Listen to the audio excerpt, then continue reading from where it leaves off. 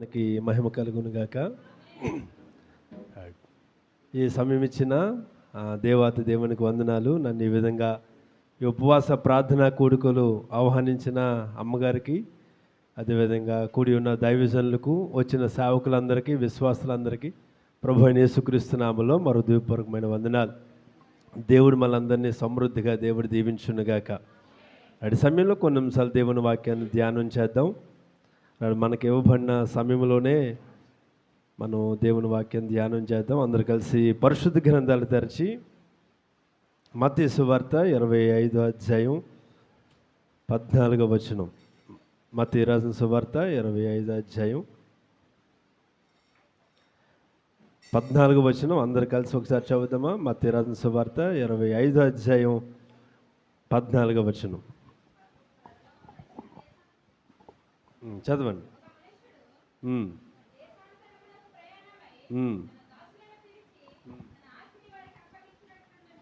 దేవునికి స్తోత్రం కలుగునుగాక. రాడి సమయం ఇచ్చిన అధ్యక్షుల వారికి, అనుకూల నాయక్ గారికి మరో దీపూర్వకమైన వందనాలు. చిన్న ప్రార్థన చేద్దాం. ప్రార్థన చేసుకుని దేవుని వాక్యం ధ్యానం చేద్దాం. పరిశుద్ధ తండ్రి, జీవంగల మా దేవా, యేసుక్రీస్తు నామములో నీ సన్నిధికి వస్తూ ఉన్నాం. ఈ యొక్క ఉపవాస ప్రార్థనా కూడుకలు మరియు ఈ యొక్క సేవకుల సదస్సు రెండూ కలిసి ఈ విధంగా నీ సన్నిధిలో మేమందరూ కలిసి ప్రార్థనా మందిరంలో నిన్ను స్తుతించడానికి, ఆరాధించడానికి ఎంతవరకు సేవకులు అనేక మంది ప్రార్థన చేశారు, పాటలు పాడిన నామాన్ని మహిమపరచం. ఈ సమయంలో నీ వాక్యాన్ని వినడానికి మేము సిద్ధపడుతూ ఉన్నాం. మీరు మాతో మాట్లాడి మమ్మల్ని అందరినీ దర్శించండి. ఎస్ఐ వినగలే చెవి, గ్రహించే హృదయం, అర్థం చేసుకునే మనసును మీరు మాకు దయచేయండి. మమ్మల్ని అందరినీ సరిచేయండి, బుద్ధి చెప్పండి, గద్దించండి, హెచ్చరించండి, పురుగొల్పండి. ప్రభు నీ నామం ఎస్ఐ నీ మాటలు మాత్రమే మమ్మల్ని బలపరిచేవిగా ఉండాలి. కేవలం నీ మాటలు మాత్రమే మాకు వినిపింప చేయమని మమ్మల్ని అందరినీ మీ చేతులకు అప్పగించుకుంటూ యేసు పరిశుద్ధ నామాన్ని అడుగుచున్నాము తండ్రి, ఆమేన్. దేవునికి స్తోత్రం కలుగును గాక. హల్లెలూయా. రెండు చేతుల పక్కెత్తి గట్టిగా స్తోత్రం చెప్దామా? హల్లెలూయా. రైట్, మంచిది. ఈ సమయంలో కొన్ని నిమిషాలు దేవుని వాక్యంలోంచి మనం ధ్యానం చేద్దాం. మత్తయి రాసిన సువార్త 25వ అధ్యాయంలో ఈ విధంగా ఉంది. 25:14. ఒక మనుషుడు దేశాంతరమునకు ప్రయాణమై తన దాసుల్ని పిలిచి తన ఆస్తిని వారికి అప్పగించినట్లుండును. ఈరోజు మనం నేర్చుకోబోతున్న వాక్య భాగం ఏంటంటే, మనం నమ్మకంగా ఉండాలి. సేవకులమైన, విశ్వాసులమైన మనకు అప్పగించిన పనిలో నమ్మకంగా ఉండడం అనేది చాలా అవసరం. ఈ నమ్మకత్వాన్ని మనుషుల దగ్గర మనం చూసినా చూడకపోయినా, మనుషులకు మనం లెక్క అప్పగించినా అప్పగించకపోయినా, దేవునికి మాత్రం ఖచ్చితంగా లెక్క అప్పగించాలి. ఎందుకంటే మనల్ని పిలిచిన వాడు నమ్మదగినవాడు. దేవునికి స్తోత్రం కలుగును గాక. ఒక మాట చదువుతాం. తిమోతి రాసిన 2వ పత్రిక 2వ అధ్యాయం 13వ వచనం. తిమోతి రాసిన 2వ పత్రిక 2వ అధ్యాయం 13వ వచనం. తిమోతి రాసిన 2వ పత్రిక 2వ అధ్యాయం 13వ వచనం. మనము నమ్మదగిన వారమైనను ఆయన నమ్మదగిన వాడుగా ఉండును. ఆయన తన స్వభావమునకు విరోధంగా ఏదియూ చెయ్యలేడు. దేవునికి స్తోత్రం కలుగునుగాక. ఈ ఉపవాస ప్రార్థనకు వచ్చిన మనం, లేక ఈ సేవకుల సదస్సులో ఉన్న మనం, దేవుని వాక్యం తెలియజేస్తుంది. మనము ఒకవేళ నమ్మకమైన వారుగా ఉండకపోయినా మనల్ని పిలిచిన వాడు నమ్మదగినవాడు. దేవునికి స్తోత్రం కలుగునుగాక. చాలా విషయాల్లో మనం నమ్మకంగా ఉండాలి అని ప్రయత్నం చేస్తూ ఉంటాం. చాలా విషయాలు, అది కుటుంబ పరంగా కావచ్చు, ఆర్థికంగా కావచ్చు, ఆత్మీయంగా కావచ్చు, సంఘపరంగా కావచ్చు, లేకపోతే మన వ్యక్తిగతంగా కావచ్చు, అనేకమైన విషయాల్లో నమ్మకంగా ఉండాలి అని దేవుడి దగ్గర తీర్మానం తీసుకుంటూ ఉన్నాం. తీర్మానాలుగా ఉంటున్నాయి, కానీ మన జీవితంలో పరిపూర్ణమైన నమ్మకత్వం దేవుని మనలో చూడలేకపోతూ ఉన్నాడు. దానికి గల కారణం ఏంటంటే, బైబిల్ వాక్యం తెలియజేస్తూ ఉంది, మనం నమ్మదగిన వారము, కానీ మనల్ని పిలిచిన వాడు నమ్మదగినవాడు. దేవునికి స్తోత్రం కలుగునుగాక. ఎందుకంటే మనల్ని పిలిచిన వాడు ఎవరట? నమ్మదగినవాడు. అందరూ చెప్తాం, మనం పిలిచిన వాడు నమ్మదగిన. మనం మరొకసారి చెప్తాం, మనం పిలిచిన వాడు నమ్మదగినవాడు. కనుక మనల్ని ఏం కోరుకుంటాడంటే, నీలో నమ్మకత్వాన్ని కోరుకుంటూ ఉన్నాడు. ఈరోజు ఈ యొక్క ఉపవాస ప్రార్థనలో, లేక ఇక సేవకుల సదస్సులో మనకు అప్పగించిన ఫ్యామిలీ విషయంలో, మనకు అప్పగించిన కుటుంబ విషయంలో, మనకు అప్పగించిన సంఘ విషయంలో మనం ఎంతవరకు నమ్మకంగా ఉండగలుగుతూ ఉన్నాం? దేవునికి స్తోత్రం కలుగును గాక. ఇందాక చదివిన వాక్య భాగంలో ఒక యజమానుడు ఉన్నాడు. ఆయనట దేశాంతరం వెళ్ళిపోతూ తన పనివారిని అందరినీ పిలిచి వారిలో నమ్మకమైన వారిని, సామర్థ్యం కలిగిన వారిని ముగ్గురిని పిలిచి వారికట కొన్ని తలంతులు అప్పగించాడట, లేక కొన్ని తలంతులు ఇచ్చాడట. ఏమి ఇచ్చాడు మనందరికీ కూడా ఆ వాక్య భాగం చాలా బాగా తెలుసు. ఎందుకంటే ముగ్గురిని పిలిచాడని విన్నాం. ఆ ముగ్గురు ఎవరంటే సామర్థ్యం కలిగిన వ్యక్తులు. దేవునికి స్తోత్రం కలుగును గాక. దేవుడు ఆ యజమానుడు ఆ ముగ్గురిని పిలిచి ఏమి ఇచ్చాడంటే కొన్ని తలంతులు ఇచ్చాడు. ఏమి ఇచ్చాడట? ఒకరికి 5 తలంతులు ఇచ్చాడట, ఒకరికి 2 తలంతులు ఇచ్చాడట, ఒకరికి 1 తలంతు ఇచ్చాడట. చెప్పండి, ఒకరికి 5, ఒకరికి 2, ఒకరికి 1. ఇది చిన్నప్పటి నుంచి వింటున్నాం. సేవకులు అయితే అనేక సార్లు బోధించుంటాం. అది దీంట్లో కొత్త ఏముంది అనుకుంటాం. రైట్, మంచిదే.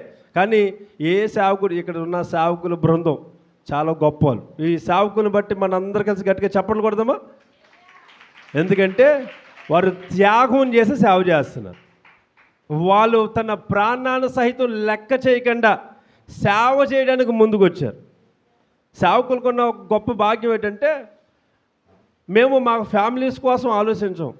సంఘంలో ఏ వ్యక్తికైనా బాగోకపోతే మా ప్రాణం తల్లడెళ్ళిపోతుంటాయి. అర్ధరాత్రి ఫోన్ చేసినా ప్రార్థన చేస్తారు. అమ్మ పొద్దున చెయ్యి అని అనం. అంత గొప్ప ధన్యత సేవకులుగా మనకి ఇచ్చాడు. దేవునికి స్తోత్రం కలుగును గాక. మా ఫ్యామిలీ కంటే, మా కుటుంబం కంటే, మా పిల్లల కంటే సంఘమే ముఖ్యం అనుకుని బ్రతుకుతున్న సేవకులు ఇక్కడ ఉన్నాం. దేవునికి స్తోత్రం కలుగును గాక. అంత గొప్ప భాగ్యం ఈ లోకంలో, ఈ ప్రపంచంలో ఎవరికి కూడా లేదు. అందుకని బిల్లీ గ్రహం అని ఒక వ్యక్తి, రైట్, మంచి సువార్థికుడు. ఆయన బిల్లీ గ్రహం గారు గట అమెరికా దేశంలో అధ్యక్ష పదవి ఇస్తా అన్నారట. అంటే అమెరికా ప్రెసిడెంట్ అంటే దానికి మించిన పదవి లేదు. అప్పుడు బిల్లీ గ్రహం గారు అన్నారట, దేవుడు నాకు అప్పగించిన పదవి కంటే ఒక మెట్టు నేను కిందకి దిగి రాలేను అన్నాడట. గట్టిగా చప్పట్లు కొట్టండి. అంత గొప్ప పదవి. ఓకేనా? మా సేవకుల దగ్గర రూపాయి ఉండదు, కానీ టిప్ టాప్గా తయారవుతాం. గట్టిగా జేబులు తడిమెత్తే 10 రూపాయలు కూడా కనబడవు. ఒకసారి మాకు ఎంత అవసరమో దేవుడు అంత ఇస్తాడు. దేవునికి స్తోత్రం కలుగును గాక.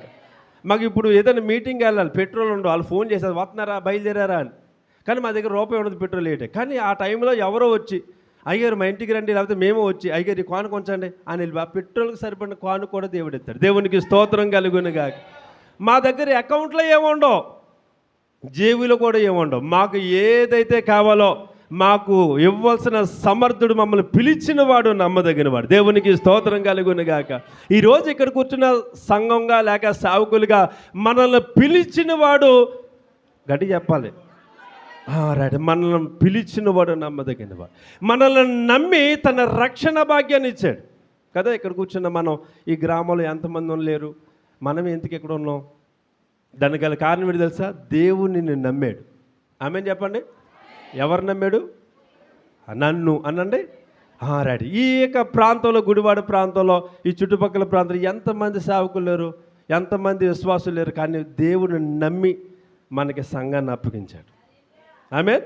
రైట్. దేవుడు నమ్మాడు మనల్ని. ఎందుకంటే సంఘాన్ని కాస్తామని.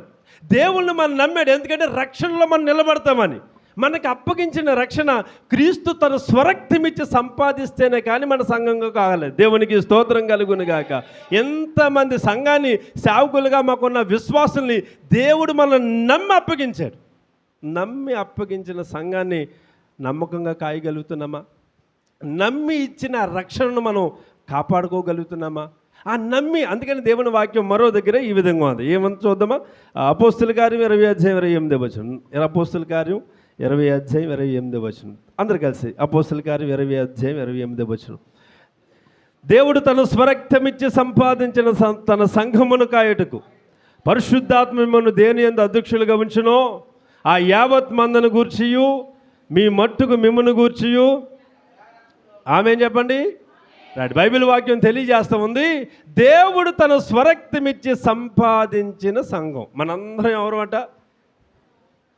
ఎంత బాగా చెప్పినారు? బాగా చెప్పండి. దేవుడు తన స్వరక్తమిచ్చి, అంటే సొంత రక్తమిచ్చి సంపాదించిన సంఘం. మనం సాతాను చేతుల్లో బందీలైపోయాం, పాపపు చేతుల్లో బందీలైపోయాం, లోకపు చేతుల్లో బందీలైపోయాం. ప్రభు అని యేసయ్య ఆ విషయాన్ని గ్రహించి పరలోక రాజ్యాన్ని విడిచి ఈ భూమి మీద నీ కోసం నా కోసం వచ్చి తన స్వరక్తమిచ్చి సాతాను యొక్క బంధకాల మనల్ని విడిపించి తన కుమారులుగా తన కుమార్తెలుగా దేవుడు మనల్ని చేసుకుని తన రాజ్య నివాసులుగా దేవుడు మనందరినీ చేసుకున్నాడు. దేవునికి స్తోత్రం కలుగునుగా. గనుక నీవు నేను కూడా మన సొత్తు కాదు. మనం ఎవరి సొత్తు అట? దేవుని సొత్తు. చెప్పండి, నేను దేవుని సొత్తు అని చెప్పండి. సొత్తు అనగా అర్థం ఏంటి? సొత్తు అనగా అర్థం ఆస్తి. ఏంటట? ఆస్తి. అమ్మగారింట్లోంచి ఏదైనా ఎకరం భూమి ఉందనుకోండి, నాకు వద్దులే అని వదిలేస్తామా? అయ్యగారు ఎకరం ఎందుకండి, సెంటు నోదలం అనుకోండి. ఆస్తి ఎందుకంటే పిత్రార్జితం, మా తండ్రి తర్వాత నాదే అన్న ఆస్తి. దానికి డిమాండ్, అధికారం, అది నాది అనుకుని కొన్ని సంవత్సరాలు అయిపోయినా మన పిల్లలు పుట్టిన దానికోసం మళ్ళీ తగులాటకి వెళ్తూ ఉంటాం. ఈరోజు ఇక్కడ కూర్చున్న ప్రతి ఒక్కరు కూడా సేవకులమైన విశ్వాసులమైన మన దేవుని ఆస్తి. దేవునికి స్తోత్రం కలుగునుగాక. రైట్, నువ్వు దేవుని ఆస్తి కనుక మనకి ఏదైనా ఆస్తి ఉందనుకోండి, దాని మీద ఎవరు కూడా రావడానికి మనం ఒప్పుకోం. దాని మీద పూర్తి అధికారం అందే. ఈరోజు ఇక్కడ కూర్చున్న మనం దేవుని అధికారానికి ఒప్పుకోగలుగుతున్నామా? మన ఇష్టం, నా ఇష్టం. చాలామంది బ్రతుకుతున్న బ్రతుకులు ఎలా అంటే, నా లైఫ్ నా ఇష్టం, నా బ్రతుకు నా ఇష్టం అనుకుంటున్నా బ్రతుకుతున్నాం. ఒక విషయం చెప్పమంటారా? ఈ బాడీలో ఏదైనా మంది ఉందా? అంటే ఈ బాడీలో మనం ఏదైనా చేసుకున్నామా? గుండెకాయ నేను చేసుకున్నాను, ఉన్నదంతా దేవుడు చేశాడు అన్నది ఉందా? ఈ కళ్ళు నాయి, లేకపోతే నేను చేసుకున్నాను అనుకుని ఉన్నదంతా దేవుడు చేశాడు అన్నది ఏమీ లేదు. ఈ శరీరం శిరస్సుండి అరికాలి వరకు ప్రతీది కూడా దేవుడే చేశాడు. నమ్మిన వాళ్ళందరూ కరెక్ట్గా స్తోత్రం చెప్పండి. అవునా? దేవుడిగా చేశాడు. మనం ఎవరి సొత్తు? మనం దేవుని సొత్తు. ప్రతి చిన్న దాన్ని కూడా నా సొత్తు అనుకుంటాం. దేవునికి స్తోత్రం కలుగునుగాక. అందుకనే దేవుని వాక్యం ఈ విధంగా తెలియజేస్తుంది. ఒక మాట చదువుదామా? 1 కొరింథీ పత్రిక 1 అధ్యాయం 6 అధ్యాయం 19 వచనం. 1 కొరింథీ పత్రిక 6:19. మీ దేహము దేవుని వల్ల మీకు అనుగ్రహింపబడి మీలో ఉన్న పరిశుద్ధాత్మక ఆలయమే ఉన్నదని మీరు ఎరుగురా. మీరు మీ సొత్తు కాదు. ఈరోజు ఇక్కడ కూర్చున్న మనం ఈ రోజు వరకు లేక ఉపవాస ప్రార్థనల వరకు రైట్, మనం ఒకవేళ నా సొత్తు నేను నా ఇష్టం అనుకుంటూ ఒకవేళ బ్రతుకుతూ ఉంటే ఈ ఉపవాస ప్రార్థనలో మళ్ళీ మార్పు రావాలి. మనం దేవుని సొత్తు. గట్టిగా చెప్పండి, నేను దేవుని సొత్తు. చెప్పండి, నేను దేవుని సొత్తు. ఈరోజు మనకు అప్పగించిన సంఘం, సావుకులుగా మన అందరికీ మనకు అప్పగించిన సంఘం ఎవరి సొత్తట? దేవుని సొత్తు. మనం దేవుని కోసం ఆ సంఘాన్ని కాయమని కొన్ని రోజులు మనకు అప్పగించాడు. అవునా? చాలాసార్లు అది నా సంఘం, ఇది నా సంఘం అంటే మనల్ని కాదనుకోండి, కొంతమంది సేవకులు ఉన్నారు, ఇది నాది, మీరు ఎవరు రావటానికి వీల్లేదు, ఇది నాది, ఇది నాది, ఇది నాది అనుకోండి. ఇంతకీ సంఘం కోసం మనం ఏం చేసాం? సేవకులుగా మనం ఒకసారి ఆలోచన చేస్తే సంఘం కోసం మనం ఏం చేసాం?